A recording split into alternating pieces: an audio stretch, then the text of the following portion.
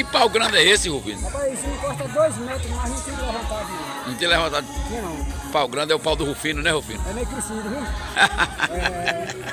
Daqui a pouco nós vamos meter ele fogo nele, né, Rufino? Fogo nele, se Deus quiser. Pois é, Rufino. Valeu. Valeu, meu jovem. Valeu, obrigado. Vou fazer a fogueirinha agora. Pronto, vamos lá.